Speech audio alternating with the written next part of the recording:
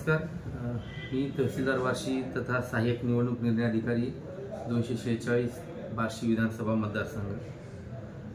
आजपासून आपल्या विधानसभा मतदारसंघाकरिता जे मतदार 85पेक्षा जास्त वयोगटाचे आहेत आणि जे दिव्यांग मतदार आहेत आणि ज्या मतदारांनी होम वोटिंगचा पर्याय निवडलेला होता, अशा मतदारांचं मतदान घेण्याकरिता जवळपास 19 टीम आपल्या आज तालुक्यातील विविध भागात रवाना झालेल्या आहेत.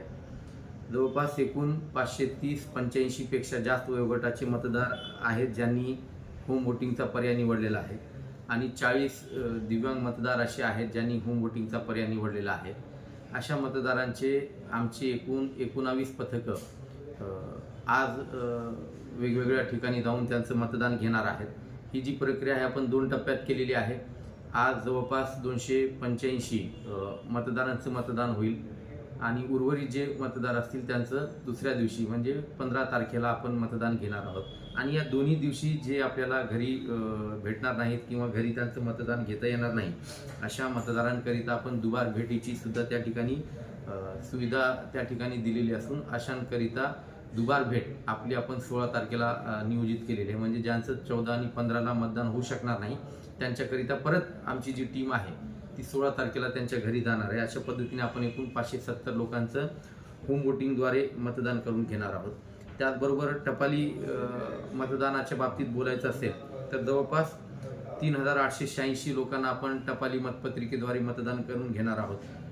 त्यामध्ये अशी लोक जी पोलिंग ऑफिसर म्हणून आपण नेमलेली आहेत आणि ती बार्शीतली आहेत आणि वेगवेगळ्या इतर तालुक्यांमध्ये मतदानाकरिता किंवा मतदानाच्या दिवशी त्यांची नियुक्ती होणार आहे. अशी जवळपास 984 लोकांना आपण टपाली मतपत्रिका घेणार आहोत आणि त्यांची सुद्धा आपण कालपासून 13 तारखेपासून आपण आपल्या तहसील कार्यालयामध्ये सुविधा केंद्र या ठिकाणी निर्माण केलेले आणि या ठिकाणी त्यांचं आपण टपाली मतदान करून घेतोय. ही प्रक्रिया जवळपास 16 तारखेपर्यंत चालू असेल आणि त्यापुढेही जसे जसे मतपत्रिका आपल्याकडे इतर जिल्ह्यांमधून प्राप्त होतील, जे आपले मतदार इतर तालुक्यांमध्ये इतर जिल्ह्यांमध्ये नियुक्त आहेत किंवा आपल्याकडचे जे आपल्याकडे नियुक्त आहेत, आपल्या तालुक्यामध्ये कार्यरत आहेत, मात्र राज्यातील इतर विधानसभा मतदारसंघामध्ये त्यांची मतदान आहे, अशांचे सुद्धा आपण मतदान करून घेणार आहोत. त्या मतदारसंघांना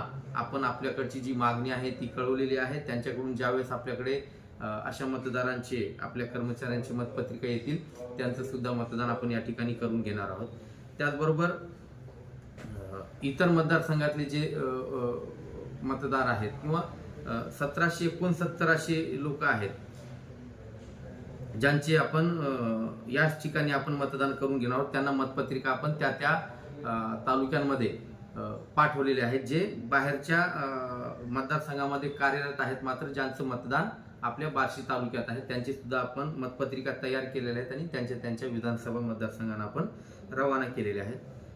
जे सैनिक मतदार आहेत असे सुद्धा आपल्याकडे 563 मतदार आहेत, त्यांचे सुद्धा आपण इलेक्ट्रॉनिकली जे काही ट्रान्समिटेड त्यासाठी पोर्टल तयार केलेले आहे TPBS, ते सुद्धा आपण त्या ठिकाणी त्यांना इलेक्ट्रॉनिकली 563 सैनिकी मतदारांना टपाली मतपत्रिका आपण त्या ठिकाणी पाठवलेले आहेत. त्यांची मात्र आपल्याकडे पोस्टाने त्यांचे जे मतदान असेल ते आपल्याला प्राप्त होणार आहे.